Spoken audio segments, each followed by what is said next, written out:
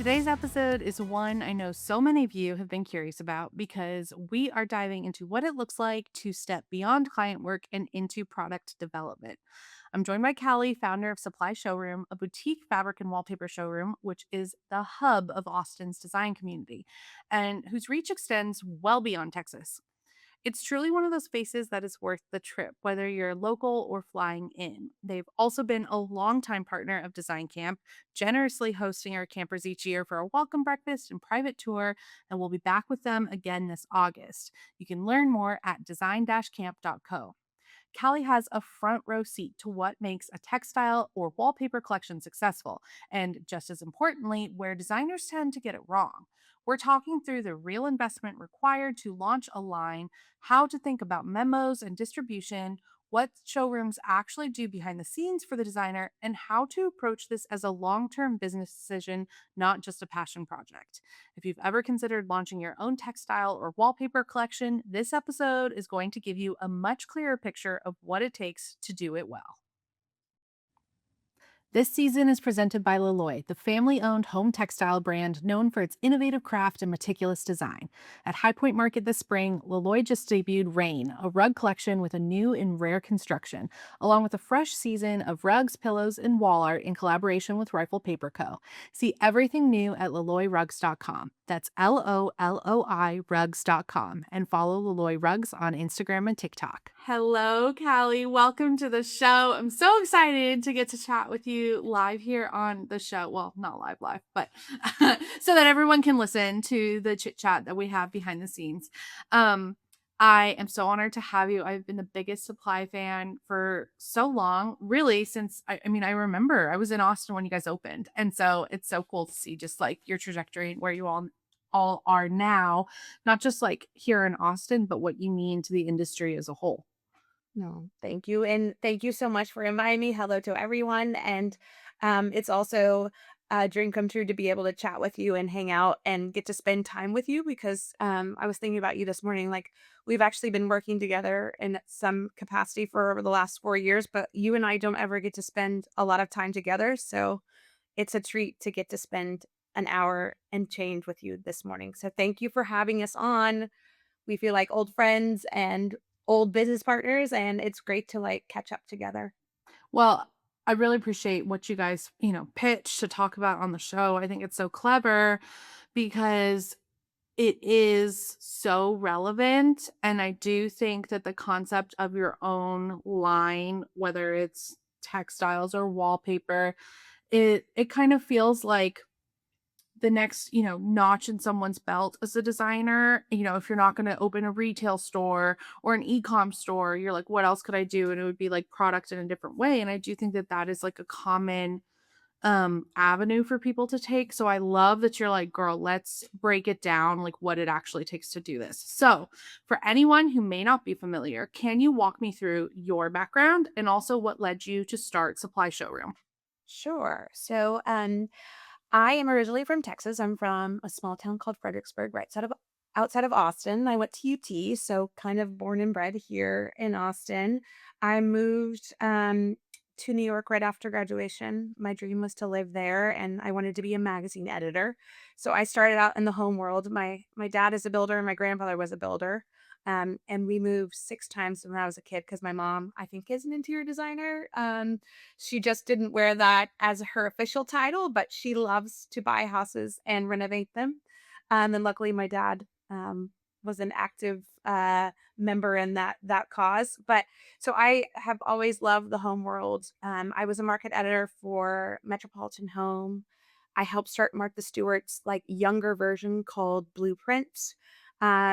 After sadly 2008, when the magazine world really diminished. I kind of hopped around to different magazines before they shut down.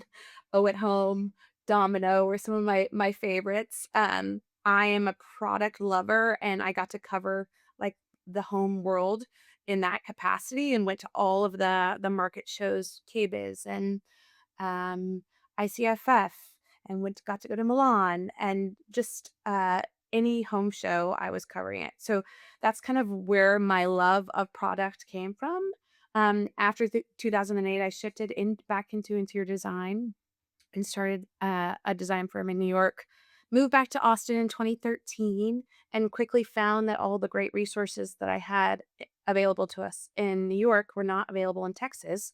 Was looking around for other options and thought that, hey, this is probably the best idea is just to bring those things to Texas and start supply in 2015. So selfishly, I opened supply to help myself out as an interior designer. But today I'm no longer doing interior design and just running the good old showroom. So it's been 11 years and I can't believe it's gone by so fast.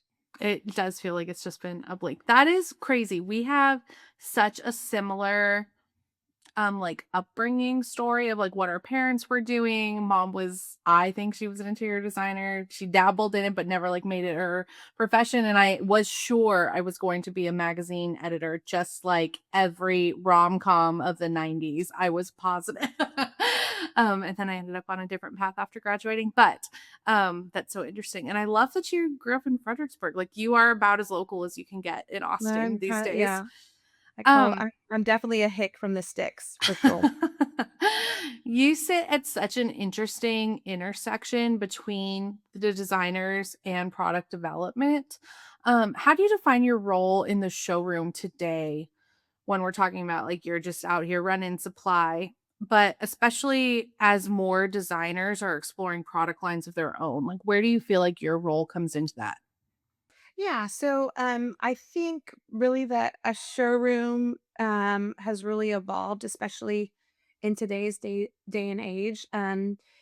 Because we don't have a lot of magazines that are, out there showcasing brand new product, we are really the first stop for designers to see new product from around the world and kind of like we see ourselves as pushing the trends in the interior design world. Um, and I think also for designers who are being pulled in like 100 directions, they're designing houses, they're building their own brands, and then they're actually thinking about, what could be next for their development. They don't really have time to like shift through all these options, and we're a place, for them to like um, shelter their or facilitate their growth or like their ideas into realities. So we're actually like a translator between their vision and then executing kind of like their next dream and their next evolution of their careers. I am seeing more and more interior designers express interest in launching wallpaper or textile collections as an additional revenue stream because things are feeling different than they did during the COVID boom. And people are like, okay, I'm at my capacity when it comes to taking on projects. What are other things that I could expand into? And that feels like such a natural step for people. When designers first come to you, what are they actually asking? And about launching a line, and where do you think that they're, like, most misinformed, or what do you think that they're, like, missing in their comprehension of, like, what comes next? Yes. It's funny. I think we get designers reaching out to us thinking that they're asking about how to launch a wallpaper or textile line, but really I think what they're asking is like, "Hey, is this a good idea? Will I make money doing this?" And it does definitely sound like a scalable passive revenue stream, but I think it's really neither of those things at first. There's a lot of misinformation about the amount of time and kind of attention that is required to designing, developing, scaling, selling, problem solving. And I don't really think it's just like a passive income stream. It's definitely an active in it. It's a job. It's a complete other job. So the designers who are thinking about it in that way and thinking about it like a business, those are going to be the people who are going to be successful at launching, a business and a line of wallpaper and fabric. Um, I think that I have a wallpaper collection with Chasing Paper, and that was amazing, and an incredible experience because a larger brand came in, they had all the systems set up, and were, ready to go. I provided the designs, and that was wonderful. However, I think the avenue for a lot of designers, they want to have more creative control over the actual product, what like the tactile options are, the applications of it. And with that, it does mean that you're starting more so from scratch. You're figuring out the infrastructure yourself because 'cause you're making those decisions, and so I can definitely understand that it seems like it's a quick, I come up with the designs and then it just goes. But then there's this whole element of, like, marketing it and, like, keeping it relevant, and making sure that, it didn't feel too trendy, and if it did, and it had a really great 3 years, what happens the 3 years after that? At what point in a designer's business do you think it makes sense to even consider launching a product line? Is it something you recommend early on while you're kind of setting up your different business structures? Or do you think once a firm is more established is when it really makes sense? Yeah, I definitely don't think that this is something that you start when you're setting up your business. As you know, and as you teach in all of your design camps and in your consulting, like that initial business startup of your interior design business is intense, and all of the logistics and the background of setting up all of those processes and procedures is very complicated, and until you are working like a well-oiled machine in that department, I would not ever even think about, designing and developing wallpaper. I think it's fine if on the weekends you wanna be sketching out ideas and you have a great sketchbook to, like, look back at a certain point in your career when you are have a little bit more time and flexibility, but I would not start with that. Once also, I think it's important for you as your own interior design brand to develop kind of like your style and your point of view. We really say like, hey, once you get that point of view, a consistent client base, people who are coming to you saying like, oh, could you help me with this? Or what do you think about that? Or where did you get this? That might be the signal that in time that you're ready to do your own thing. I also really recommend looking at the market and seeing like, hey guys, is there a gap here in this section? Am I doing something differently that is not available in the market? Um, and does your audience want that? So there's multi steps along that way to get to that end product line. And I definitely don't think doing it until you are developed as a designer, you should even start thinking about that. Yeah, or you have the support staff to be handling the interior design side of things, um, to allow you the capacity to definitely start focusing on that. So, when you look at the designers who have done this really well, what do you feel separates a successful collection from one that maybe struggles to get traction? I think the biggest difference is the successful ones treat it like a separate business, and the ones that struggle treat it like a creative project. Um, the people who really understand this, like the collection is like its own little baby. They've hired someone to take care of it. They've set up processes and procedures to make it run on its own, and maybe they're even hiring their own marketing person to work on only that line. They've thought about distribution. They've thought about I mean also setting up enough money to actually invest in creating that line and also continuing to develop it over time. Um, and it's like the designers who are consistent with developing product are going to be the ones who are the most successful over time. So it really is a person who's very disciplined and thinking of it as a completely separate identity than their interior design business as well. Hmm. How should designers be thinking about positioning their collection in such a saturated market while still like staying true to their brand identity? I mean, I was thinking about Dennis Scully from The Business of Home. He always says, "Not another wallpaper line." And, I think, like, there is always going to be room for somebody else for another wallpaper line because there are people who are tapping into something that they haven't seen, and also people who have established their own brands. Like, I love the idea of someone developing a brand and having their clients come to them for that certain thing, and then, this wallpaper or fabric line is an extension of that, and that's what their clients want. So, um, on that point though, if your brand is like too safe though, and it's like too much like other things that are out in this market, I think you're not going to stand out and develop yourself as, an individual perspective.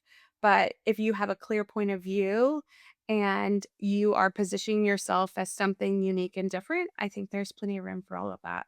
Um, I do think that right now, as pattern and color are becoming more and more popular, um, you know, pushing the line a little bit of an extension of who you are, I think would definitely help you stand out in this market.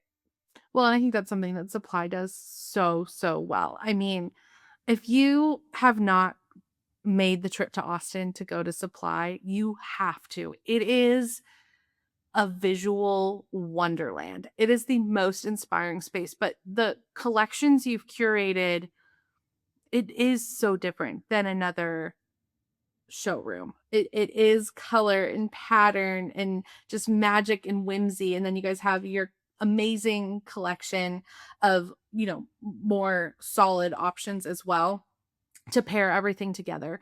But I do at the top of the show, you said that you like to think of yourselves as like setting trends and leading trends, and I just absolutely feel that so fully because I saw even here in the Austin market what we were doing 11 years ago and then where we are, and it's like, yeah, everybody was following supply. It just took them a little while to Oh, get there. exactly. I knew it was coming. But even to your point though, like in our mix, because we're really known for color and pattern, and I think that's what our Instagram and outward appearance looks like. But we also have many designers who are very minimal and very, like, quiet, and there are a lot of people, I think, in that range who are pushing the boundary when it comes to either textures or, subtleties that, like, people can use in other spaces of their house. Like, every room doesn't have to be crazy and wild and colorful. You can transition from something loud to something soft and quiet, and we definitely have a lot of brands that are more neutral and more reserved, because I think that's also part of a great mix is having something loud and something quiet. Absolutely. That's the nuance and the layers that make a home feel so special. And I would say some of our like, even in our top 5, so we have the loudest brand, and then we have the quietest brand. So it's nice to know that there is something for everyone, in the wallpaper and fabric worlds, and that's why, I definitely do encourage people to think outside of the box if they are wanting to do their own line. Like, yes, if you don't love color and pattern, maybe you figure out something, to put out in the world that's quieter but more refined, or quieter or more organic. Like, there's definitely different, venues for designers to go into.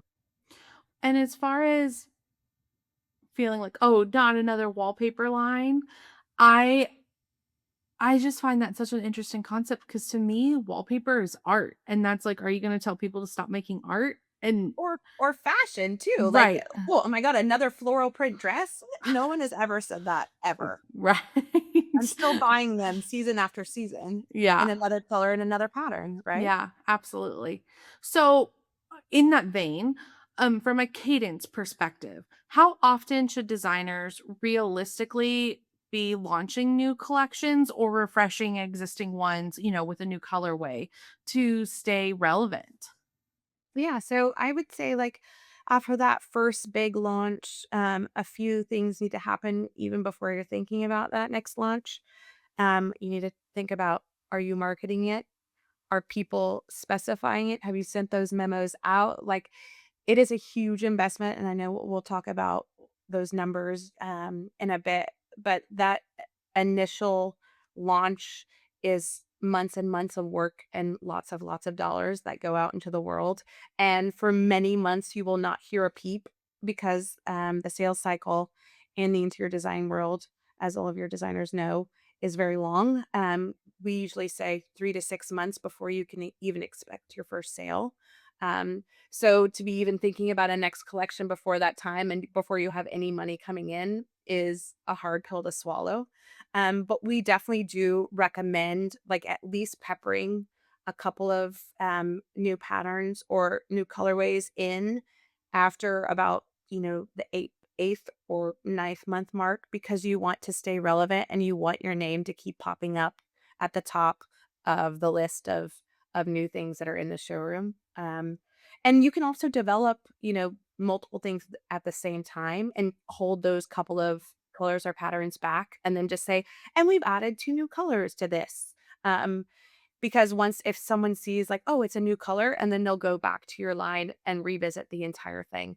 So I would say that like consistency is very important if you're developing because if you wait too long, then there is people start forgetting about you and there's someone else who's launched a new line. So just like a light pepper, every uh, 6 to 12 months is really important. And I think that's like when you're starting out thinking about that investment post that first launch down the road is an important budgetary um state that you need to make sure that you're keeping track of because you want to stay relevant because that's the way people find your line. Okay, so let's talk numbers. When a designer is budgeting for their first collection, what are the primary like cost centers that they need to understand going into it? Yeah, so this is where things get really very real very quickly. Um, I think most people dramatically underestimate, what it costs to actually bring a collection to market. Um, the big costs are around sampling, strike offs, getting that product to a place where it's sellable, and that's even if like having to hire, a graphic designer to help you lay out the repeats. And you mentioned like working with chasing paper. Like they would have an entire team that would help you once you've developed your line. So I know that if you have built out your name like you did and you're a brand that someone wants to partner with, it's a different story. But if you were building this from scratch, you actually have to find that graphic designer who's going to help you lay things out in an appropriate way. Or it could also be your printer. I know that we work with our lovely printer 22, and they will hold your hand along the way. It definitely costs money just as much as your graphic designer. So just the development of the pattern into a wallpaper or to a textile costs a lot of money. But the biggest cost is going to be your memo and your sampling.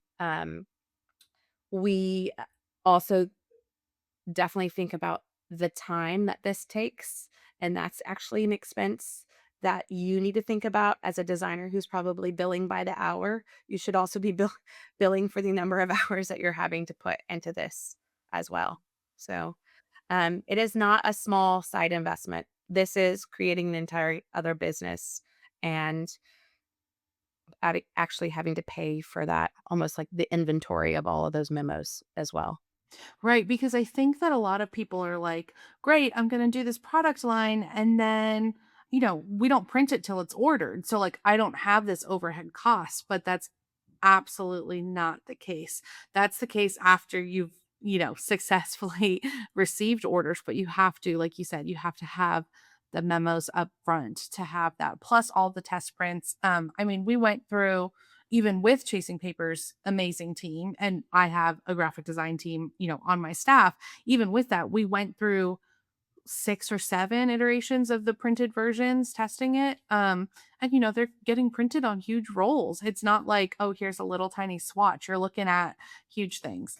I'm just wondering, Callie, do you have like a ballpark number that you're like, hey, you're gonna need to expect this to be 100 grand off the ground? Or like, do you have any sort of concept of that?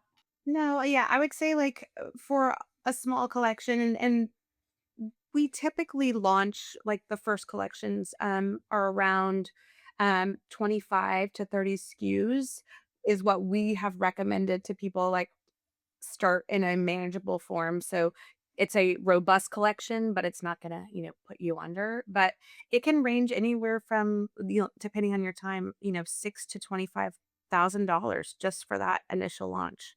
Um, so that is like the time of the graphic designer, the strike offs, and then printing all those memos, and then your time as well is built on top of that. Um, Um, plus, the postage of sending those out, the PR that goes associated with it, like I didn't everything that gets. even, yeah, didn't even add that in there because Yeah. that's, I would say, an additional $25,000, on top of that for that launch, and that's probably, what, 6 months of PR and marketing and postage? I mean, postage is supplies number 1 expense because we ship everything to our designers for free, which we all know that's not free, right? Someone has to pay. And I know we'll talk about this later, but the interior design world has somehow gotten into their mind that memos are free, that you get them free from all of your favorite showrooms across the US. But someone is actually paying for that, and they cost between $2 and $6 a memo. So just look at, I would say, every memo that you have in your library right now and multiply that by $6, and you know that someone has made that investment in that product for you. Yeah, that's like your biggest cash cow. You're sitting there on a library. Or no, sometimes I always think, like, when with insurance, I'm like, should I, add extra money for all these memos? Like, we don't, we have an alarm system for supply too, but I don't think anyone's gonna break in, just try to steal our, 50,000 memos. But if they knew how much they were all worth, they would. We are so excited to invite you to dive deeper into the Interior Collective podcast episodes now on Patreon. Unlock access to in depth analysis, helpful downloads, and worksheets created with each podcast episode. Subscribers gain behind the scenes access to additional resources like examples and screenshots of guest spreadsheets, construction documents, and so much more. Your subscription also gets you immediate access to our private community of interior designers and our team of industry experts ready to answer your questions. Subscribe now at patreon.com/the Interior Collective or linked in the show notes. Join the Interior Collective Patreon community and let's continue this conversation. This year, Laloy is pushing beyond what's familiar. Each new textile collection starts with an exploration of materials, crafts, textures, and pattern, and is championed by a passionate, family-led team. A new season of rugs, pillows, and wall art is in stock now, a testament to Laloy's belief in the power of original, enduring design. See them all and connect with your local sales rep at laloyrugs.com, LOLOI rugs.com. Are you running your design firm with a patchwork of tools? Material brings it all into one intuitive system finally. Try it free at getmaterio.com and get 50% off your first month as an Interior Collective listener. That's GETMATERIO.com. Do you typically see designers start with wallpaper or textiles first? And do you have any strategy for an advantage of one over the other? Yes, definitely. Mm. I would say most designers start with wallpaper. It's there's a reason for that. It's because there's a little bit lower barrier to entry. Um, it's like you are not having to spend as much time on the creation of the memo. So everything is printed. So you can have all of your information printed on the back of your wallpaper sample. For fabric, it's definitely more complicated. The fabric is printed, and then you have to ship that off to a memo making facility. You're having to create all the backers for your fabric, and then you're going to have to hire a team to cut and staple and assemble all of those memos. So a much longer process and a much more expensive process. So that's where the wallpaper samples where I was talking about before are generally, 2 to $3 a memo. Your fabric is getting up into the 6 and $8 um, um, price per memo. And it's just the time that it takes because you have to hire then this whole other team that's processing and creating those memos. And that takes between 6 to 12 weeks, really, because it's very laborious if you think about cutting and serging and stapling, and then you have to design every backer as well and have those printed. It's like 14 things have to go into, that one memo. So, I definitely recommend starting with wallpaper, getting traction with that, and the first question that once you send that out is from a designer is gonna be like, "Does this all also come in fabric?" And you're like, "Yes, just wait a second." It's coming. That's the other thing that we also recommend. It's like start with the wallpaper, see how it is doing in the market, and then as you're developing your fabric, release that fabric 6 months later, and then it's like a whole new thing for someone to go back to look at your wallpaper line as well. When it comes to the size of a launch, would you advise starting with like a tightly edited collection or going broader from the beginning? I think you said somewhere around 25 SKUs, but in my brain, that 25 SKUs is probably 6 patterns and 4 colorways, or you're saying it's 25 different original unique patterns. Oh, yes, I definitely I recommend starting tight and, also just like a smaller bite off at the beginning, so you don't have to like invest your whole life savings in this line. But we generally say like 5 patterns, and then you're offering that in either 4 colorways or 5 colorways, and really that's a great place to start. Or you're launching it with those 4 colorways, and then you're launching that 5th colorway 6 months later to remind people. So, keep it tight and manageable too. Okay, Callie, so you've walked us through kind of the surprise or just unknown costs of memos. Talk to us about how critical memos actually are to these products that are being specified and sold.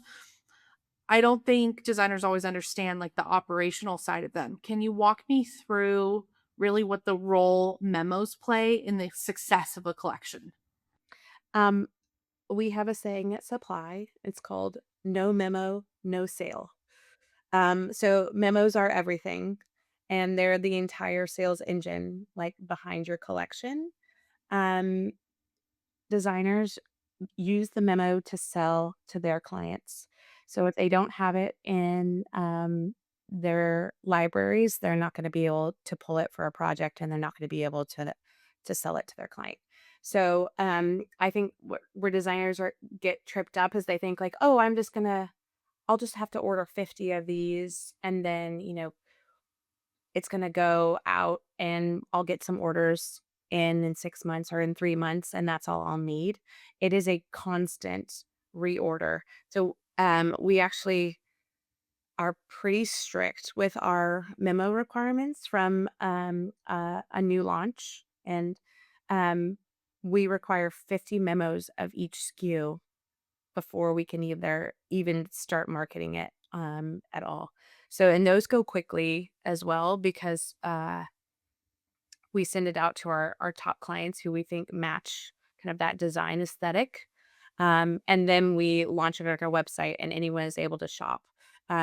So it is I think the cost behind that, and the thought process is about the timing to get that memo into your hand because those memos can go very quickly. And if it usually takes between 4 to 12 weeks to reorder those memos as well, because your printers have other people that they're working with and getting memos out for. So it's almost like setting a calendar alert of knowing where your memo inventory stands and knowing when to reorder so that you're never having, a loss or you're lacking a memo because without that memo, you're not gonna be able to get a sale. So, When it comes to memos, is there any profit margin built into it? Or like as people are ordering them and let's say they get charged, or like no matter what, if that was $6, like that's $6 out the door in that's a great hopes of a sale. Yeah, that's a great question. So I knew that we have some designers who sell memos to retail on their website. And that's kind of been the standard, I think, across the board is if they have a shoppable website, retail people will have to pay to get their wallpapers or fabrics. Obviously, for showrooms, we require our designers to give us those memos because that's their investment into supply. We're investing in other things, and we'll talk about that in a bit. But uh, there's not really a situation in the interior design in the trade world where a designer will pay for a memo. They may pay help you out with shipping, hopefully. We have other designers who have a shoppable website with a trade login where you get a free memo, but then you have to pay for shipping. And that's another thing that you have to think about in terms of, the price of that memo. So for every memo that gets shipped out, if that memo is between 2 and $8, you're spending at least 10 bucks, on that package, to ship out. And then you also have to take into account, like, how is that memo arriving? For us, creating, like, a beautiful presentation, upon receiving that memo is very important. So we spend a lot of money on a branded box with beautifully branded design, tissue paper with a ribbon, with the notes, like, so you will as a designer will want that as well because you want it to be special and to stand out because all day long interior designers are getting boxes and boxes and boxes of samples and memos from people across the world, and how do you make yours special? It's by spending that extra money on the presentation of how it arrives. So, um, yeah, I would think that it would be probably about 20 bucks per memo that gets shipped out. Wow. Okay, thank you for like the perfect segue into my next question is having our designers better understand what does a showroom like supply actually take on in terms of marketing and sales and distribution of a designer's line. So like I have to supply you with the memos, but then what is supply or another showroom investing like back into the brand? How much marketing are they or should you expect a showroom to do for you? Obviously, each showroom is different. Supplies marketing is so fire. I love it. You guys are the cutest. I love following you on Instagram. But like, what should you expect from a showroom versus only carrying your wallpaper on your own website? So I can only speak for us, and I know that we are kind of different in this way, and hopefully this is why so many of our wonderful vendors and designers love to work with us is that we see marketing as a critical component of our showroom.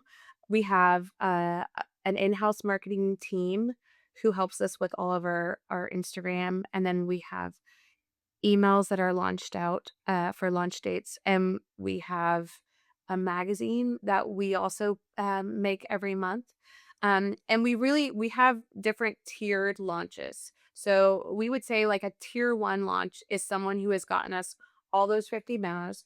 They've given us beautiful content of them either painting their inspiration or photos of them working together, like, how they curated their collection, and they've given us inspiration behind the patterns and the colorways and maybe about them and stories. And also, we're now requesting videos of our designers and vendors, either talking about themselves, talking about the collection, videos of them painting. And then we combine all of those assets into a marketing email that goes out on launch day that's coupled with an Instagram post on the same day.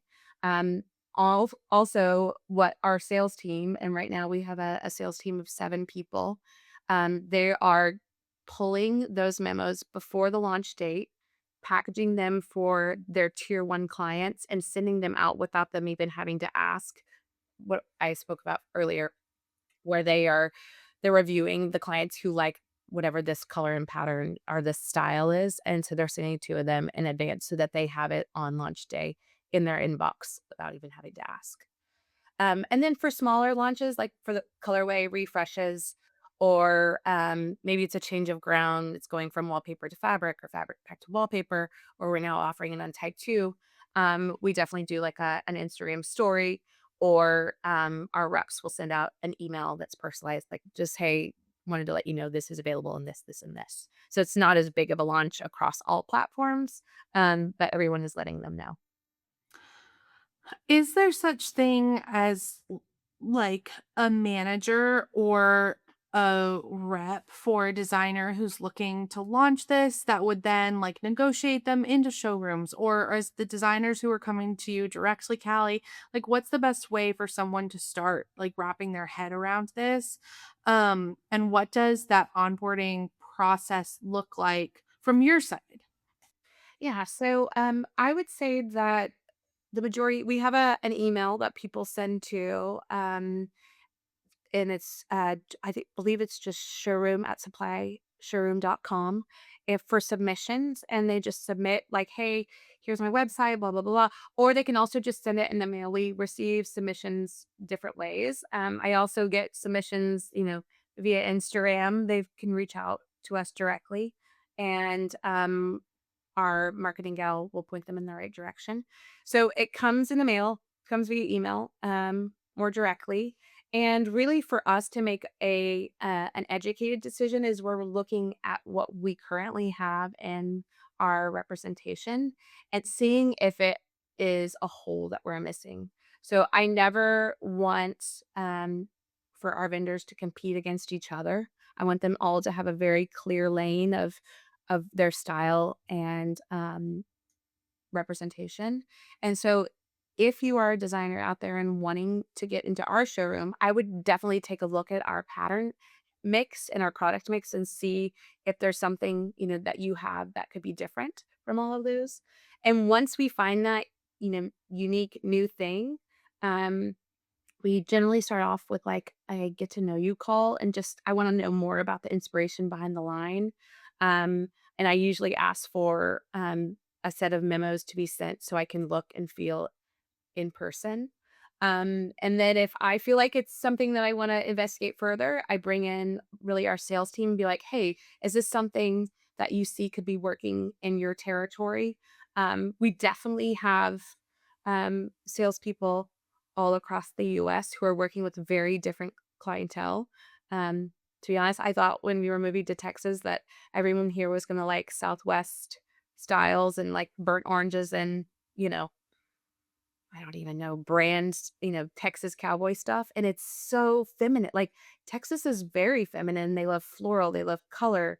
And so we definitely skewed more that way as we've learned our market. But now that we're really working with markets all over the US, like, I do feel like we are bringing in brands that could be used in the Northwest and even in the Southeast or even LA, which is a whole different beast that we're still trying to figure out.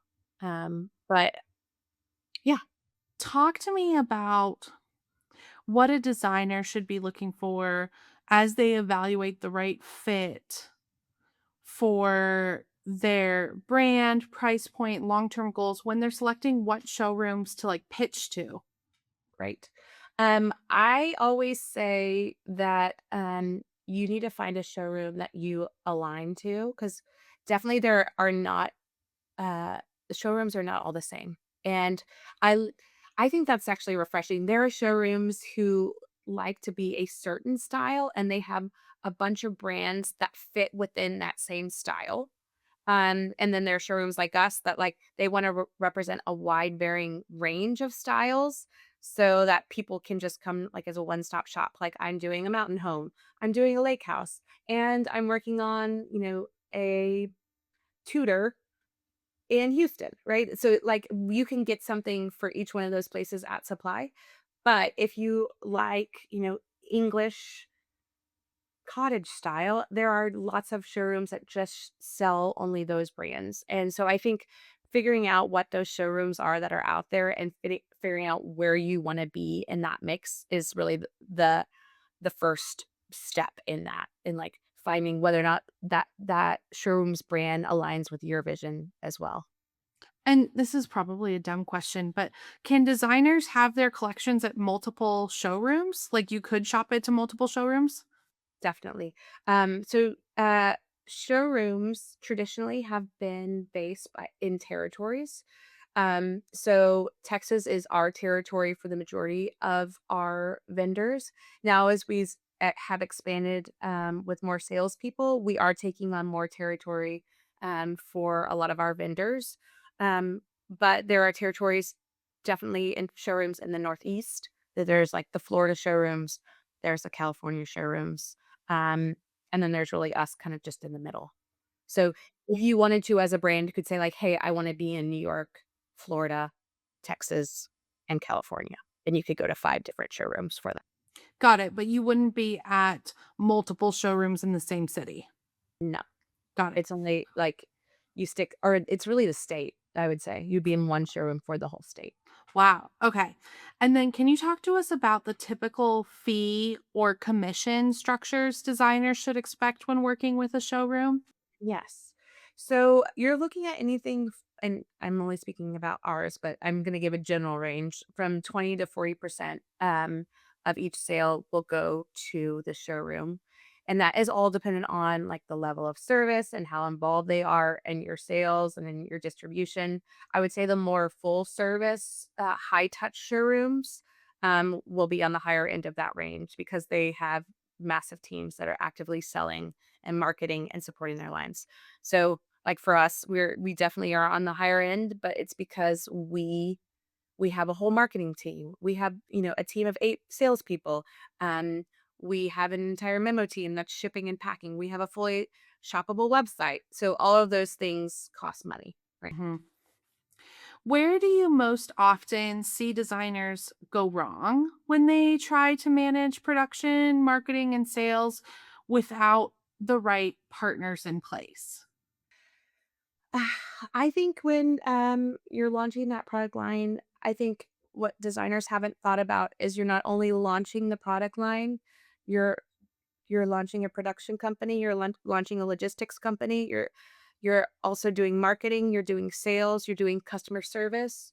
So all of those things are very critical in your success, and like one misstep along those ways can turn a designer off. So it's like when something starts to suffer, everything falls apart, really. And for a designer, and I would say an interior designer, as one, I used to be one, and as you were as well.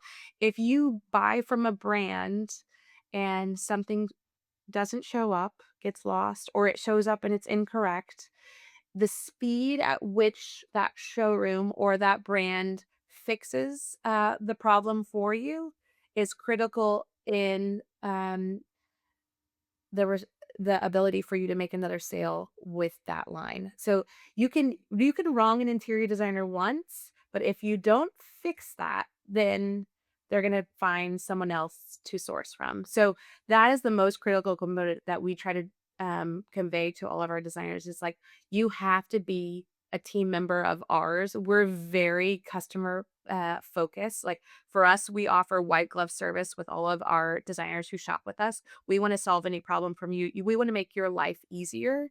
And anything that makes a designer's life harder, they're going to go look elsewhere to source product. So for us, it's like keeping those designers happy and taken care of is a critical component to the success of your line.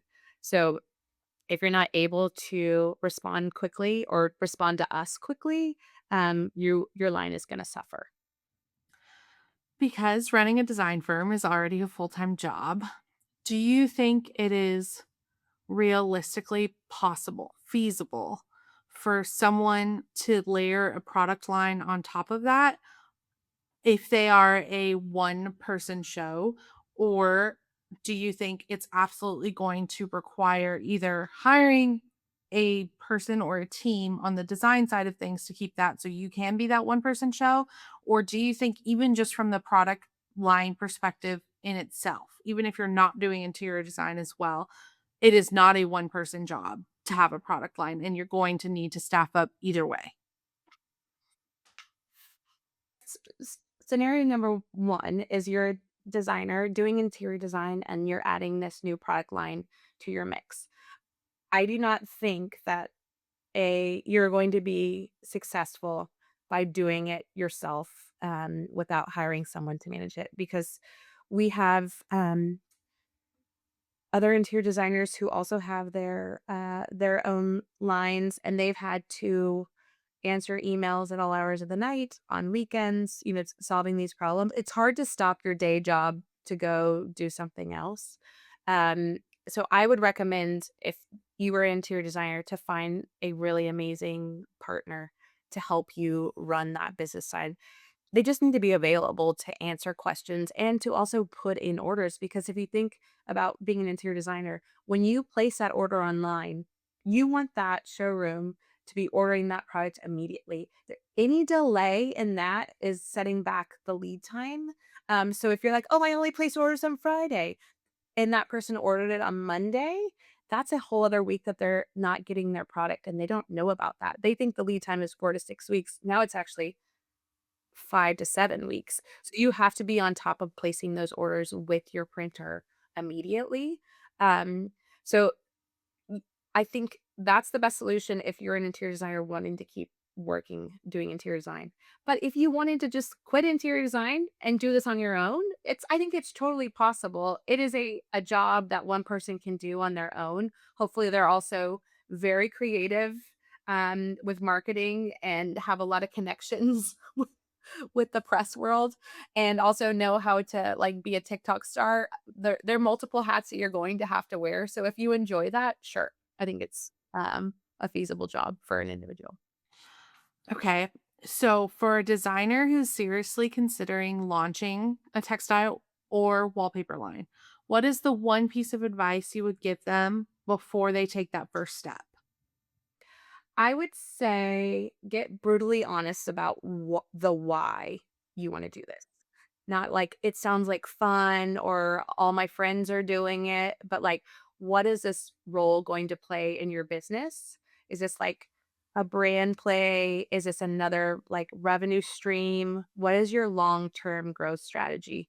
Because once you're clear on that, I think, it changes how you approach the rest of the things, this investment, your pricing, your partners, your expectations with time. I'd also say, like,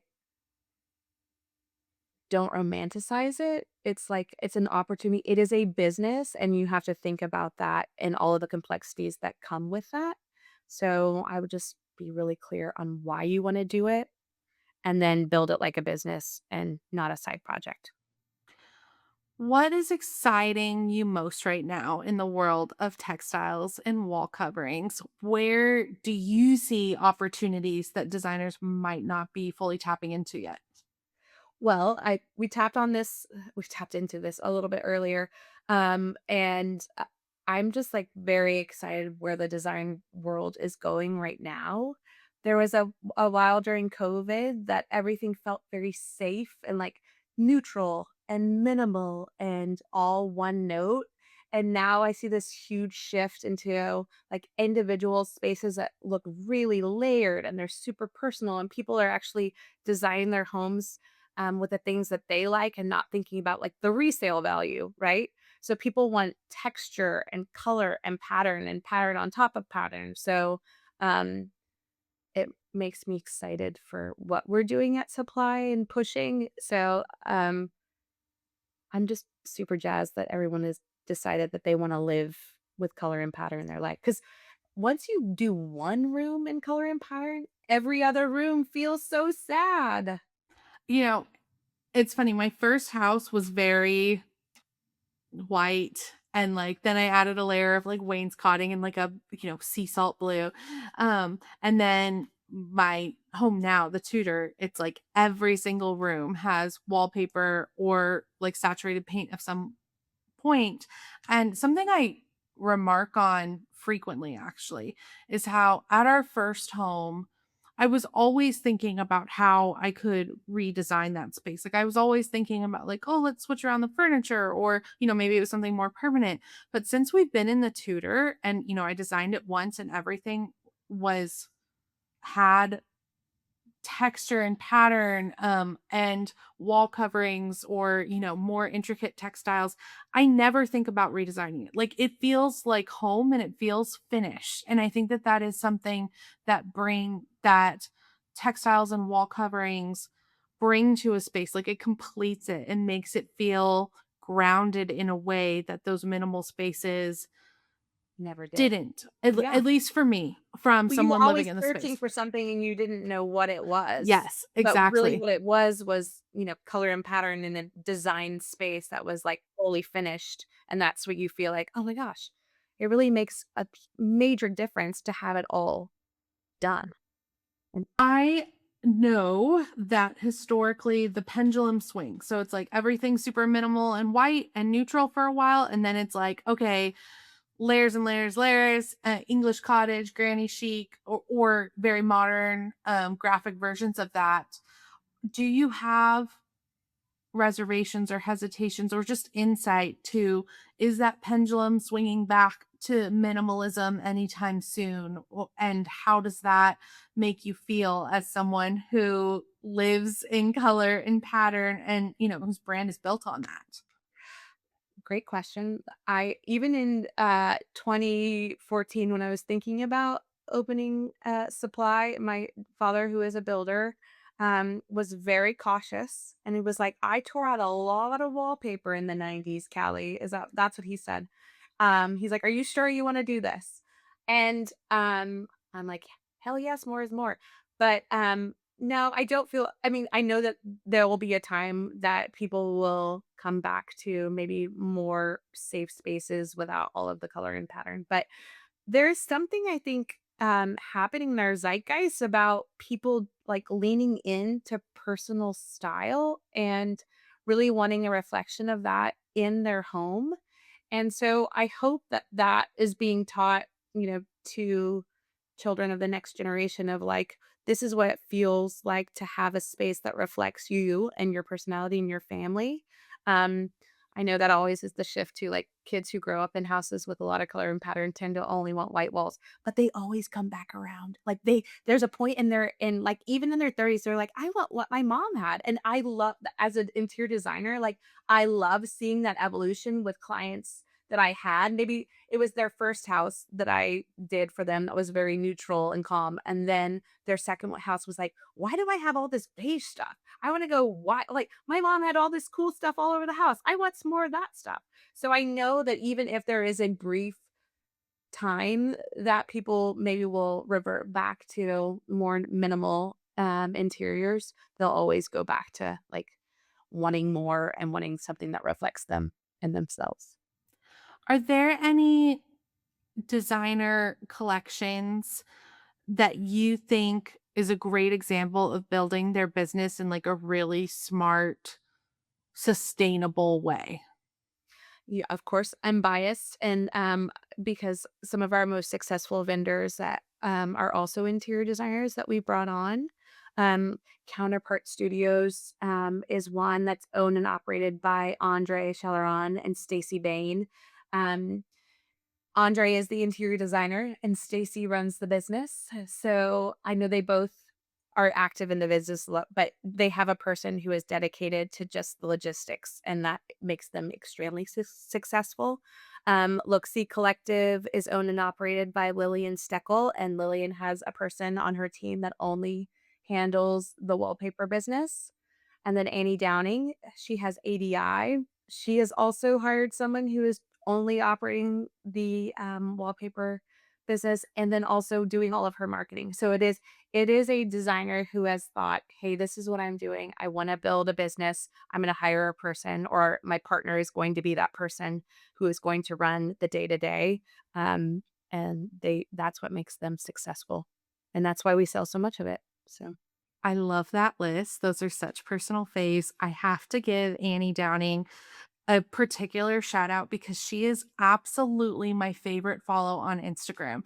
And I tell her all this time, I am still looking for my in to become her best friend because there's not a thing that she posts that I do not feel entirely aligned with and inspired by. If you are not following Annie Downing, you must follow her. I will make sure that all of those collections are linked in our show notes for everyone. But Annie, I love you. Please be my friend.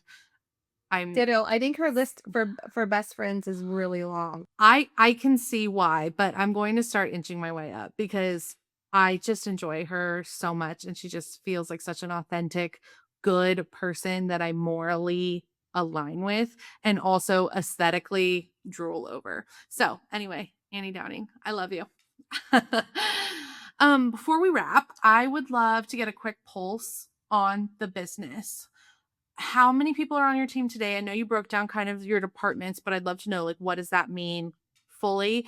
And what does the structure of supply look like? Because every time I come into the showroom, you guys have taken over another adorable bungalow. You guys, this showroom is so cute, this historic bungalow, but now it's like a historic bungalow village of supply.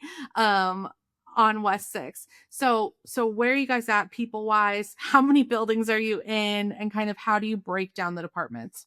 Totally. So right now we are at 24 people, which blows my mind.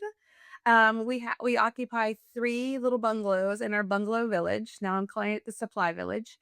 So we have the showroom and we have a showroom manager and an assistant who handles all of our kind of like inbound sales and clients who should come into the showroom. We have a memo house that has 3 to 4 people, depending on the day, who are doing nothing but organizing, packing, and shipping memos. So we have a little like workhouse room of these women who are just running around in circles like a machine who are packing and shipping out all of your beautiful memos. They are unbelievable, and I don't know how they are so organized, but I'm in awe by all of them. So we probably send out about, like, between 50 and 100 memo boxes a day, which is amazing. Plus whatever And you're pulling for appointments that are in house. totally. Yes, exactly. And then we have our back house, which is, like, all behind the scenes, our logistics. So we have, a team of people who are handling all of your invoices and our POs, and then, like, shipping is a whole 'nother thing, as you know, in this day and age, we have a person who is helping us doing all logistics on that side, and then we have a vendor coordinator who works with all of our wonderful vendors, and she is updating pricing and launching new collections. We have a marketing team who is working nonstop every day on Instagram, emails, and promotion of all of these beautiful brands. And then we have our amazing sales team. So right now we have 8 people who are pushing product across the US and maintaining and building relationships with clients and um, yeah, our merry little family down there on West 6. Um, okay, with all of that, firstly, just like congratulations. That's wild. I know what it feels like to stop and be like, "Wait, did I just say that number? That's a amazing number." And just I know I can speak for all of Boston when I say thank you for what you brought to our community. You were so community based and just like the happiest, most welcoming community leader for creatives here, but I know that it extends way beyond just Austin, even from the perspective that you guys always host our design campers. And that's designers from literally every continent on the planet who have come, minus Antarctica. I'm still waiting for a designer from Antarctica to come to design camp. But with that incredible empire you've been building, what is your role in the business day to day at this point? Well, so I'm the CEO, so I am overseeing everything. I wear a lot of hats throughout the day. Oversee the sales. I'm very involved in marketing and operations. But really, what I want to be doing more is like developing strategy around where we're going and what's next for us. And my favorite part is the product. So that's also my job is to continue develop. We have our own line. We the supply collection, and so it's, like, working on that and also just interacting with all of our vendors and answering questions, from them and helping us be a better partner to all those people. We wanna be the best showroom that vendors work with, not only and the best showroom that clients, work with as well. So it's, like, figuring out what our pain points are and making those all better.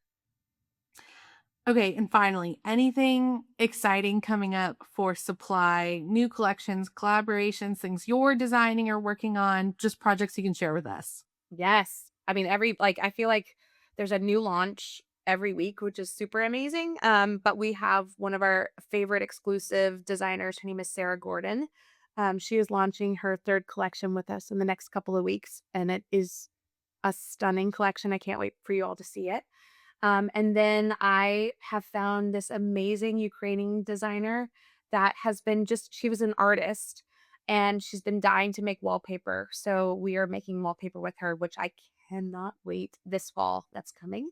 And then also, Biggie's like Quirkus, our favorite Australian designer. He's launching a huge collection in the next couple of weeks. And then our supply collection, we're launching a new one in the fall. So I'm already tired just talking about those things, but lots of beautiful things are coming down the pipeline. Okay, and then finally, where can our listeners find you, learn more about Supply Showroom? I know you guys have been doing lots of events out and about. I know y'all were just at High Point. You're always out at Round Top. Talk to us about where someone can experience supply, whether it's in person, online, or at like industry events around the country. We have been everywhere this year. If I didn't get to see you, I hope I get to see you next year. We were in Palm Beach. We did a Round Top pop-up. We were in High Point. We went to Cancun for the See Next event. I don't know if any of your designers have been to that as well. We are headed to Design Social's Salt Lake City pop-up in June. So please come see us there if there's any designers out west. We're hoping to get into a few in the fall, and I will let you know once we're off that wait list.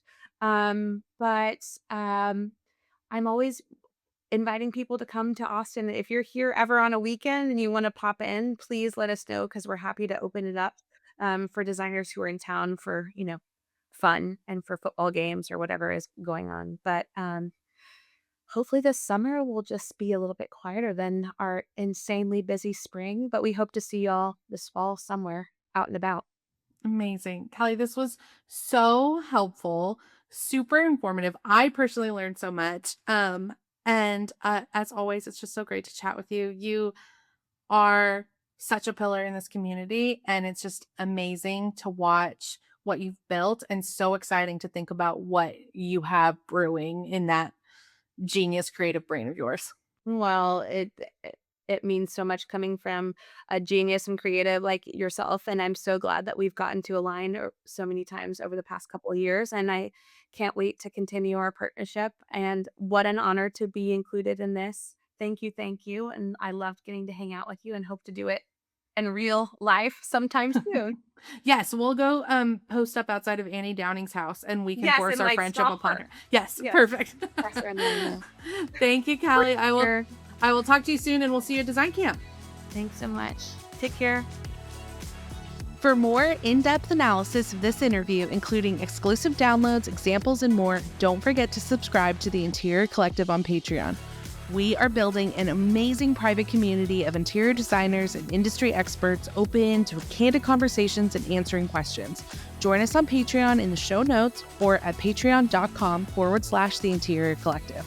Thank you so much for tuning into this episode. Producing this show has truly been the honor of my career, and I cannot believe I get to have these conversations. A big, huge thank you to our production team at IDECO Studio and Quinn Made. Your contribution literally makes this podcast feasible. And the biggest thank you to you, our listeners. Your sweet notes, DMs, and reviews mean so much to us as we work to keep our show free and always accessible. Until next time, I'm Anastasia Casey, and this is The Interior Collective, a podcast for the business of beautiful living. A very special thanks to our presenting sponsor, Laloy, the makers of thoughtfully designed rugs, pillows, and wall art crafted with a commitment to ethical production and timeless style.